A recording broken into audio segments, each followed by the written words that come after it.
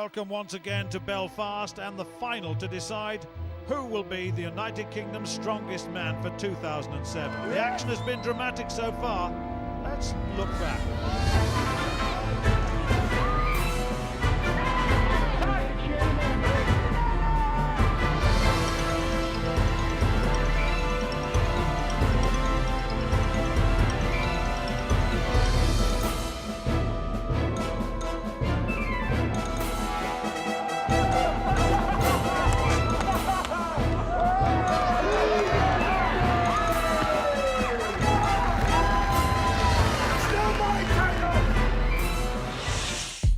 Well, two groups started out at the beginning of this competition. Jay Hughes, Glenn Ross, Rob Frampton and Lewis McLean are through to the final from Group A. And then we'll move on now to Group B. Jimmy Marku, David Meir, Simon Flint and Rich Gorvin through from Group B. They're the 8 finalists on duty today. Well, Rob Frampton, the stone man from Titchfield in Hampshire, Portsmouth's strongest man this year, going very well at the moment. 23 stone, 6 feet tall. Lewis McLean, the next up from Fort William. He's 35, he's a builder, and was third in Scotland's strongest man this year. He's 6 feet 2, 19 stone, 52-inch chest. There's some big fellas around here. Jay Hughes, how well is he going? Hughes then, Hollywood so-called, second in the Southern Counties Championship this year. There's much more expected from him here. But Glenn Ross is the defending champion. The big fella, he won in 2004 and again last year, the daddy of them all. Under pressure though at the moment. So Dave Meir, the next man up, he's a big man too and should feature from Tamworth in Staffordshire. 24 stone of him at 6 feet, 57-inch chest. And then Simon Flint. Flint has gone well. He had one poor performance in one of the events, but he's a qualifier, and at 21 stone and 6'4", watch out for him too. Jimmy Marku has been a real celebrity here. Terrific character, England's strongest man 2006 and this year. Only 5'11", 21 stone, but a real dynamic competitor. Jimmy Marku is followed by Richard Gorvin. Gorvin has gone well, particularly towards the end, from Wimborne in Dorset. He's only been training for 10 months, but watch out for him. First up, the car flip. Let's hear about the rules from Gary once again. This is quite simple. The athlete has to roll the car through 360 degrees twice and then sprint for the line. Once again, it's the fastest man wins. Well, they'll go off in pairs as well, and really this is quite challenging. It demands tremendous strength and athleticism too, so it's not just the big strong people that are going to win this, and it's the turning twice that makes this difficult. It really is. They'll go off in pairs, as I said. The first pair, Lewis McLean and Rob Frampton coming up. There's McLean on the near side. Rob Frampton now, of course, the two pools down to 4 in each have come together for the finals, as you've seen, and now we'll see what Rob Frampton can do. He's a big fella.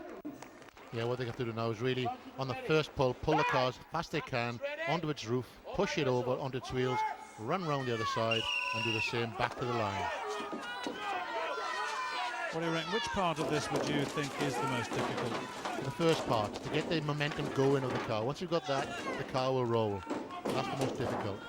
And this is pretty good, isn't it? I mean, they've had engines taken out, I take it, have they? No, that is the full car. The only thing that's taken out are the glass in the windows. Well, that's pretty fast indeed there, isn't it, from Lewis McLean and Rob Frampton. McLean, well, Frampton at 21.22 and Lewis McLean coming in at 31.50 there. So that's the start, that's the target. Let's have a little bit look at the technique here. Yeah, Rob did well. He managed to get that first pull fast and then just pushed it through. And he showed a good bit of sprint at the end there as well. Yeah, Lewis had a little bit of a hold up here, didn't he? Just let the momentum of the car drop, so he had to overcome its inertia again. That's difficult. Yeah, the car came back down him slightly, so that was a double pull, and that would slowed him down quite a lot. Yeah, no, I mean,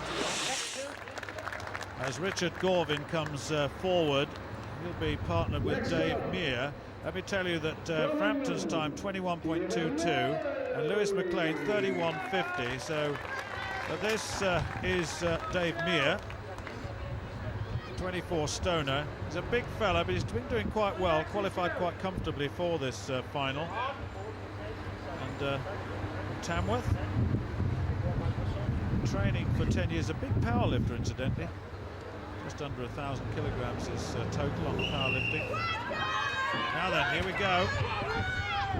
Gorvin on the near side, really motoring now. The idea, of course, as we've said before, this is near, is to keep the momentum of the car going. You have to run right around the other side, get the overcome its inertia, roll it quickly, keep it rolling, and then run past the line. And that was a very, very good performance by Dave Muir in particular.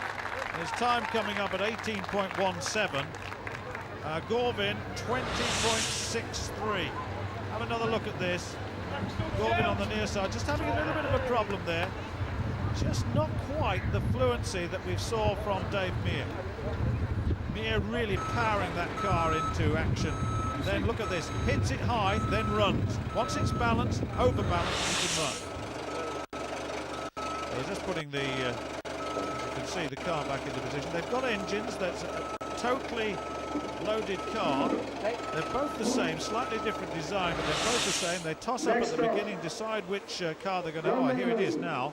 With Jimmy Marku appearing first. Marku won the second of our groups against Simon Flint. Flint, who had a bit of a problem in qualifying early on, but qualified in the end quite comfortably. There you go. Jimmy Marku has picked his car.